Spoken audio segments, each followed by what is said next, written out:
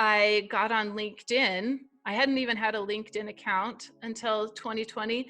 And once I got on LinkedIn and saw all of the amazing things that pharmacists were doing that were so unconventional and non-traditional, I just got sucked into a rabbit hole of pharmacy entrepreneurship and spent every second reading everything I could get and listening to every podcast I could get on it. Hey, everyone out there, and thank you so much for joining me today on this episode of the Happy PharmD podcast. I'm super excited about today's guest, especially for anyone out there who has always questioned, what other roles are out there in pharmacy away from the traditional roles that we think of upon graduating from pharmacy, or just in general when one is to think about what career paths pharmacists can follow. Today's guest is proving, that there are so many options out there, and it's very possible to create your own role, especially in now 2021. So I'm really excited to invite today's guest to the podcast, pharmacist Jamie Wilkey. Alrighty, well, welcome everyone to the Happy PharmD podcast. Today I have one of a very special guests with us, pharmacist Jamie Wilkey, to join us for this episode. Welcome, Jamie. Thank you so much for being here today. Thanks. I'm happy to join you, Chris. Absolutely. And we'll just jump right in. We'll let you give a brief bio about yourself, where you're from, where you currently are, and where you started after school and what you're doing right now. Okay. Thank you, Chris. My name's Jamie, and I have been a pharmacist for 10 years now. I grew up in Wyoming, in a small little town in Wyoming, and enjoyed growing up there. And when I was a teenager, I didn't know what I wanted to do. I for sure was going to college, but I didn't know what my plan was. But my dad has always been the CFO at the hospital. And so one day he said, I sign the pharmacist paychecks every month, and I think you should be a pharmacist. And I said, okay, I'll do it. So I just planned to become a pharmacist. I felt like it was a great marriage of medicine and what I was interested in, as well as getting a doctorate degree pretty quickly without having invasive patient interactions. So I was totally on board with that. So as I graduated high school, I wanted the fastest track through pharmacy school. So I picked the University of Wyoming in my home state, and that was one of the best decisions I've ever made. I loved going to the University of Wyoming. I loved the people I met there, the education I got. The cost was unbeatable. I paid less for pharmacy school than anyone I've ever met and didn't sacrifice my education at all. I felt like it was an amazing experience. And if I could, I would just be a student forever. But that was not an option. So I picked the fast track at the University of Wyoming and did 2 years of undergraduate work and then got right into the pharmacy program. So I was only in college for 6 years and have no degree but the Doctor of Pharmacy, which has been really perfect for me and suited me really well. So right after I turned 24 and had my degree, we moved to Utah so my husband could finish his master's in accounting, because he graduated at the same time with his bachelor's degree. So we went to Utah to finish his education. And it worked out really well because at the time, there was such a demand for pharmacists. I didn't even apply for a job. I just walked through a career fair and wrote my name down on a Walgreens booth. And the next day the recruiter called and was like, hey, if you want a job at Walgreens, I can place you anywhere in the state of Utah. You just tell me where. And so I said, okay, well, doesn't get any easier than that. So I worked full-time in a little rural mountain town in Utah, close to all the world-class skiing. And I really enjoyed that for 2 years, working full-time. And then I had my first baby and I cut down to part-time. And so for the past 8 years, I've been only working part-time. I just work 2 days a week, and it's been an awesome part-time job. And this whole time I've been busy having kids and raising a family. So right now I have 4 little boys, ages 2, 4, 6, and 8. And so they have kept me very busy all this time, but it's really fun. And I've really appreciated being a pharmacist and having probably the best part-time job you can get in the world, because the pay was excellent and the scheduling worked really well with my schedule, so I could have a consistent schedule that provided for my family well. So all this time, really no complaints in pharmacy other than I felt I was stuck in a niche. It's really hard to go from hospital to retail and retail to hospital. And so I didn't know what my future held. I knew I didn't want to stay in retail pharmacy forever because the schedule is pretty rough. And even only working part-time, the hours and the customers and the insurance got to me, and I knew I wasn't doing what I really loved, but enjoyed it as a part-time job.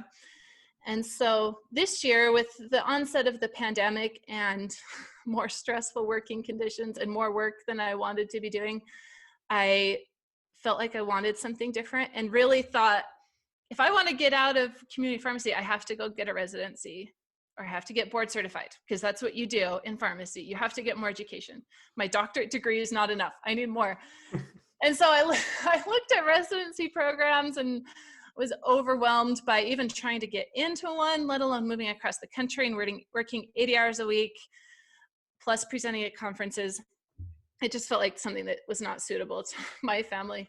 And so I got on LinkedIn. I hadn't even had a LinkedIn account until 2020. And once I got on LinkedIn and saw all of the amazing things that pharmacists were doing that were so unconventional and non-traditional, I just got sucked into a rabbit hole of pharmacy entrepreneurship and spent every second reading everything I could get and listening to every podcast I could get on it. So I read Alex Barker's indispensable book. I loved that. I read Blair Thilemeyer's Pharmpreneur book. I listened to every podcast I could get. So in the summer while I was working on my breaks, I listened to every single Happy PharmD podcast episode. I did. And I loved like finding out who these amazing pharmacists were that were doing cool things. And then after the episode, I would reach out to them on LinkedIn and just send them a message like, I loved what I heard, you're doing great things, and was amazed by the response that so many people are willing to help and be of encouragement. And so once I saw the potential out there that I didn't know was there, then I had to take action. And so I jumped in head first to being an entrepreneur and owning my own company and seeing really fast, amazing growth in what I do. Because I'm a precision medicine pharmacist, so I specialize in two things. I specialize in functional wellness and in pharmacogenomics, in getting patients exactly what they need to have their best health. And now it feels like a dream that I can do what I actually love and what really suits my skill set that this time a year ago I had no idea existed. That's amazing, and thank you so much for providing that trail in terms of where you started and where you are now and the timeline. And I feel like a lot of people can relate to exactly what you were saying. I feel like when you were in school and myself, the big thing was pushing residency, right, or fellowship. Mm-hmm. And I feel like it was either retail, hospital, or fellowship residency, and that was it, Mm-hmm. right? And just like you said, that fear of, okay, if I pick retail or if I pick hospital, it's very hard to make a transition once you've picked that, right? Mm-hmm. Unless you want to either increase your education, of course, or whatever. So, and I like how that's not the truth, right? There's a lot of options out there. There's always a way to make a transition, and there's many ways to do it. But I would love, and I think a lot of people are wondering, and I'd love to have you go a little more into detail, what exactly your new role entails. Oh yeah. So it is so fun in what I get to do, because even though I'm a pharmacist, it didn't sit well with me that I'm just throwing medicine at people and giving them 10, 15 prescriptions every month, because I would see these people coming in getting 15 prescriptions a month and they were not a picture of health, and I was keeping them alive, but it wasn't helping anything. If anything, it was making their health worse with all the side effects and the polypharmacy. And so it's been fun to create a role within pharmacy and within my skill set and knowledge that helps and serves in a way that I believe in. Because when you work in a way that you believe in, you're more effective and it doesn't feel like work. It still doesn't feel like work. I just feel like I'm having fun talking to people and telling them what I love. So it's been really fulfilling finding something I love, because all this time I thought I'd have to reach outside of pharmacy to do something I loved, because I didn't think I liked pharmacy in that traditional sense. But with our knowledge, we have such a scope that we can use. So I've definitely had to learn a lot this year in the functional wellness space and in pharmacogenomics, but it's been nothing like a residency or anything truly advanced. So I started with getting my pharmacogenomics certificate this summer, which was really great because I needed the CEs anyway. So it wasn't like it was wasting my time if I didn't like it. And after I finished that certificate program, I felt like this is the future of pharmacy. This is where pharmacy is headed. Why is no one doing this? There's no one doing this. This is amazing way to shine the light on prescribing and giving the patients medications that actually work for their genetic profile. And so after I did that certificate program, I felt like, well, I've got to start a business. How easy is that? Because no one else is doing this. So it's all low hanging fruit and I can help in a really meaningful way. That's awesome. And I guess in terms of others who may hear pharmacogenomics and be like, that might be something I'm interested in, how in depth was that program? Was it pretty time consuming? Did it take you the whole summer? Or if you could roughly go explain that really quick. Yeah, there's different programs and they have different requirements, but it's really not that hard. The one I did was 16 CE hours. And so it took a fair amount of time, but it was, I mean, if you're working full time, you could work an hour on it a week or binge on a weekend and get it done in a month or two. So it's definitely doable, especially the courses that are self-paced. So if it's something you're even remotely interested in, I would totally recommend doing it because you get CEs for it. And then you can see if it's of interest to you because it was like going back to pharmacy school, going over the pharmacokinetics and pharmacodynamics, and it was fun to stretch out that part of my brain that has atrophied because I just haven't used that technical information. So it's a really great way to set yourself apart from other pharmacists because the problem in pharmacy is we're all the same. So even if you're like great at customer service or communication, like really, if you don't have other skills that set you apart, then your job is less stable. But when you can set yourself apart, then you provide more value in what you do. And so it was a great way to do it without completely reinventing the wheel and starting intensive education again. No, I agreed, or having to do it for a full year, like a residency or fellowship Mm-hmm. or what have you. So I love that, and it's always a really good way to look at it, getting your CEs either way. So I guess Yeah. even if you don't like it, it still is beneficial, right? And it's great information to know. Mm-hmm. So like now that you're doing your own business, is it working remote, or are you going around to different offices, or what exactly does like a typical day look for you now compared to when you were in retail? Oh yeah. So I work in person unless the patient wants to meet remotely or they live somewhere else in the country and we need to meet remotely. But I meet with patients in person and review their pharmacogenetic results. And it is so awesome to show them what medications work, which ones don't, why they're getting terrible side effects. It's just amazing. It just shines a light on their whole genomic profile and guides the prescriber in what to give them. So it's not a perfect silver bullet, but oh my gosh, it's better than just using guidelines and throwing a dart in the dark and hoping that it works. Because especially with mental health, people are suffering so much. And right now, the doctor just gives you something and you try it for 3 months. And if it doesn't work, then they up the dose and try that for 3 months and then add something else and try that. And so people are going years without adequate therapy, whereas using pharmacogenomics as a tool, it can cut through so much of the clutter and get right to what works. And people, especially in 2020 with the pandemic, mental health is worse than it's ever been. And so there's a true need for it. And so it's great to feel like I'm actually helping people with my knowledge rather than just giving them more medicine. I love that. That's a great way to look at it too. And then I feel like you kind of hinted at it before when you were kind of explaining what exactly you're doing now, and making that transition. It sounds like I'm going to make a wild guess that your work-life balance has improved tremendously. Would you agree with that, or?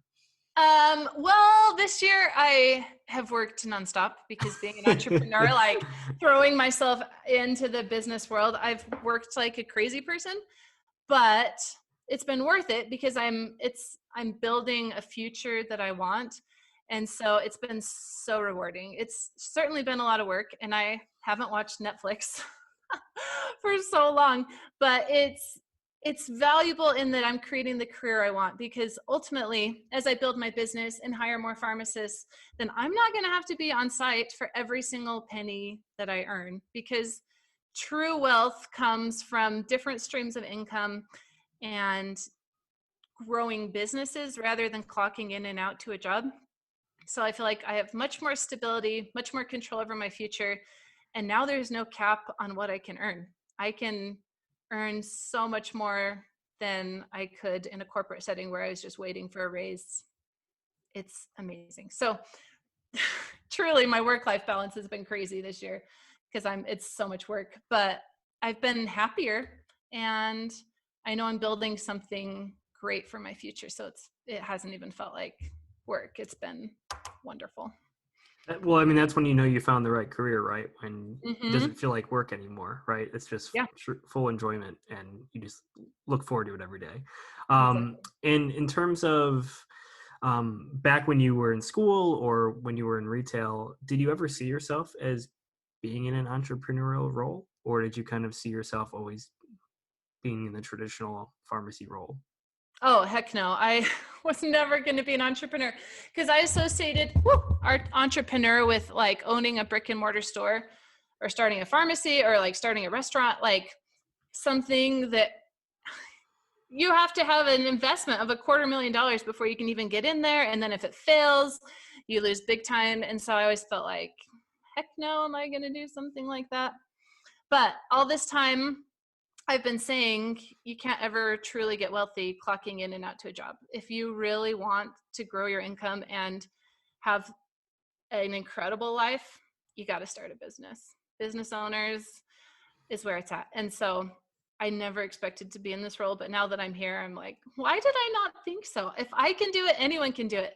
There's never been a better time to start a business, because with the internet and all the resources available, you don't have to know what you're doing. You can figure it out so easily. You don't have to have an MBA. You don't have to go back to school. You're a doctor of pharmacy. You have all the information you need. Um, and there's just so much opportunity and support. So if you want to, there's never been a better time to start a business. I couldn't agree more. I feel like, especially back when we were in school and just like thinking about all these new roles in pharmacy that are just popping up because of, could be the internet or just, people realizing how much of an entrepreneurial role you can have in pharmacy.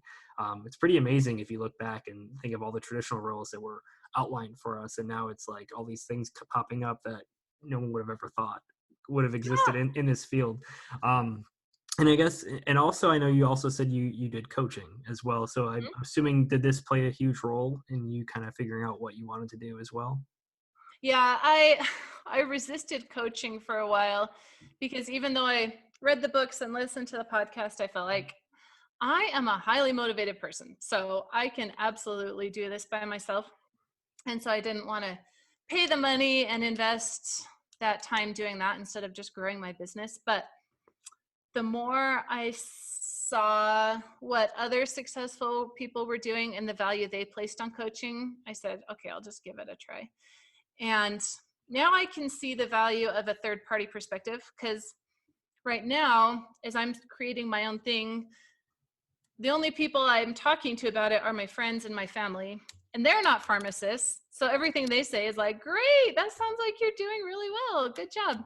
But the value of Happy Farm D coaching is that you have a pharmacist helping you, and they're in the industry. And then, so Jackie would ask some really hard questions that no one else would ask because she was a pharmacist and she knew what was going on, and she worked in the settings I was looking at. And so she provided really good critical thinking and accountability that other people in your life don't, because it's great to have support from friends and family, but Jackie or whoever the coach is holds you to a high standard, and you can't just put off your goals or like push them aside. You are accountable to yourself. So I know I could have accomplished the same thing ultimately. Probably it would have just taken a lot longer, and I probably would have gotten more discouraged on the way. So I don't think it's required for success, but it speeds you up so much faster and keeps your enthusiasm up. So I really enjoyed my coaching experience. No, that's awesome. And I feel like, yeah, the big thing, the accountability factor, and also just having someone to bounce ideas off of that's in that field. Other than, I mean, of course, family and friends can be very helpful as well, but if they're not a pharmacist or in that role, it's sometimes it's hard to make the progress or gain traction that you're looking for. And also just to have someone help you think outside of the box from something you're not used to. So I couldn't agree more. And I think just going back to your current role, was there a second part to it, or was Yeah, so what was the second part? it's functional wellness because I don't take any medicine myself. No one in my family does. I didn't grow up taking medicine. And so I feel like there's a lot of value in preventative care and doing the basic things every day to yield true health more than just throwing medicine at people. So ideally, I practice in the space of getting people eating right, eating lots of fruits and vegetables every day, getting sleep, getting exercise, de-stressing, good mental health, things like that. And then if they do need medication, then we use pharmacogenomics to get the right medicine at the right dose. So I really like my precision medicine space because it resonates with me. And functional wellness is a place that a lot of people are interested in right now because they're tired of going to the doctor and just getting more medicine, and they want lasting changes. And so with functional wellness, I work with a group that's really cool that can measure the level of antioxidants in your body, because the level of antioxidants correlates with your overall health. And so the more fruits and vegetables you're eating, the better protection you have against chronic disease and all the problems that come with it. And so it's a way to measure patients, where are you at right now, and then measure them again with their interventions. And if their interventions work, then you can keep them excited about it and keep them using them. And if they don't work, then you can have that conversation of like, well, that's a waste of time or money.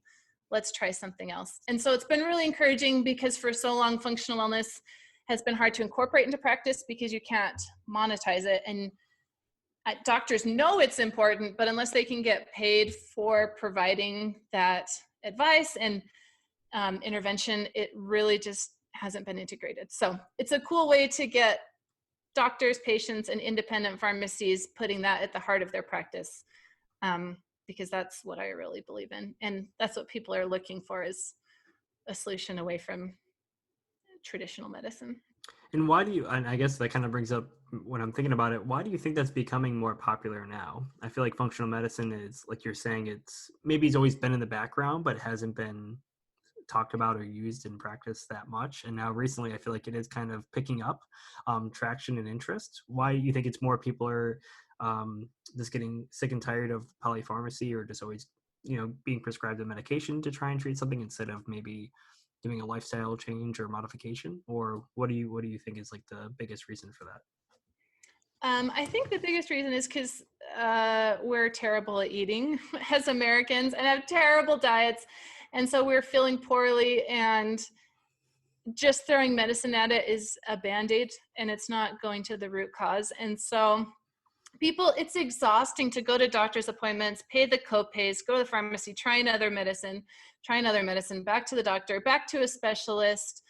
That just takes time and money and just your willpower to keep up with that, trying to take care of your health. And so just people know what they should be doing, but very few are doing it. It's the small things that make a big difference every single day. Just get outside and walk 30 minutes every day. It's such a simple thing. Everyone has time for it, but no one's doing it. And so people, I feel like, are interested in it and kind of need their hand held as they make those changes. Otherwise, it's easy to give up and just feel hopeless. So No, There's so much. I couldn't agree more. And I feel like it's so cool that you're starting to incorporate that with what you do as well. And, as we're wrapping up here, I just wanted to also jump into, for anyone out there who is maybe thinking about doing this, either getting interested in pharmacogenomics or just trying to start their own business as a pharmacist, outside of the norm, what would be like a few things you'd recommend to start and kind of figure out what they'd like to do and get that process started? First of all, have confidence that you can do it. If you're a pharmacist, you can do so much. So stop thinking you need more education and start thinking about what interests you, and have confidence to begin that instead of waiting for the perfect time, because especially everyone working full time and stressed about their job is waiting for the perfect time. And there's never a perfect time. You've just got to start. Starting is better than thinking so much. So my advice is getting on LinkedIn. I love LinkedIn so much because there's amazing pharmacists out there doing great things, and just connect with everyone who looks interesting to you and follow and see what they're doing, just to see what's even out there. And then as you find a field that interests you, talk to people who do it. People are so willing to talk. Almost everyone I've met on LinkedIn is willing to give 5, 10, 15 minutes. They'll do a quick phone call and you can talk to them, learn more about the field. And then if you're really interested in it, take a course in it, do some CEs in it, find out what it takes to get your feet wet. And then after, if you get the hang of the information and you like it, figure out a way to make it your own thing, whether it's starting your own business or getting into the field there. I started the Happy PharmD thinking I would just get a different job, but very quickly realized I don't want a job. I want to work for myself. I have very specific hours and scheduling needs. No one wants to employ me. I vacation too much. But what impressed me is the Happy PharmD has a really great way to get into the job you want, even if you don't have the skills you think you need. Like if a residency is required, that's not always the case. Or if experience in hospitals required, that's not always the case. And so being willing to know what you want and know that you can get it and find a way to make it happen has been amazing. Because I really didn't think if you didn't fit the qualifications on the required box in a job posting, there was any chance of getting it unless you knew the president of the company. But there is. And the Happy PharmD can help a lot. Even if you don't want to trailblaze and start your own company, you can get a job that you like. And so if you're unhappy in pharmacy, start now. Every day do something to learn more, do more, set yourself apart, and slowly you'll get there. Or fast. I love it. And I think, and I wanted to just quickly go back to you, before you were kind of holding off on the coaching, right? You read the books, did the podcast. It was kind of just with the cost and other factors holding off for a little while. And I think a lot of people are in that position, right? A lot of people are just kind of on the fence. I don't know.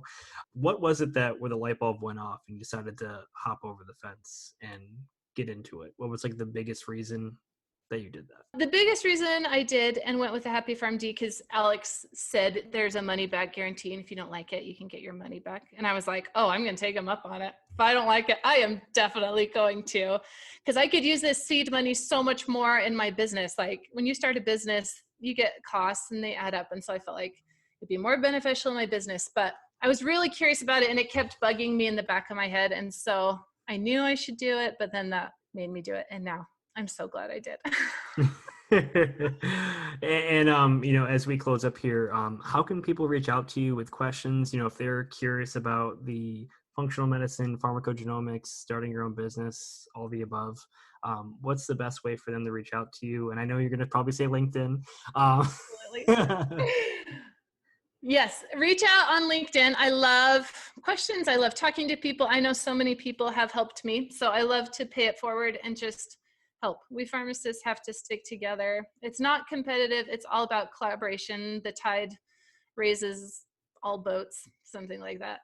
And I know that's really true. So reach out to me. I'm on LinkedIn, Jamie Wilkey, or you can email me, Jamie, Jamie, at archeshealthgroup.com. And if this is something that's interesting to you, I can help you get going. If you just want to talk, I'm happy to help. Please reach out, because there's hope for the pharmacy profession. You can enjoy your job and get paid way more than being miserable where you are. Thank you so much, Jamie. It was a pleasure. I really appreciate you joining us today. Absolutely. Thank you. It's a pleasure to be on here. Absolutely.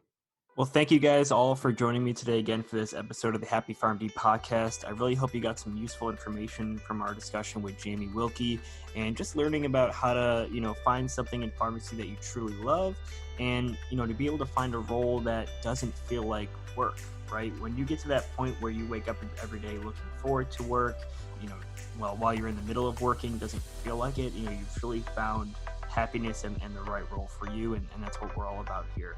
So please feel free to reach out to us with any questions. And thank you guys again for joining us. We'll see you next time.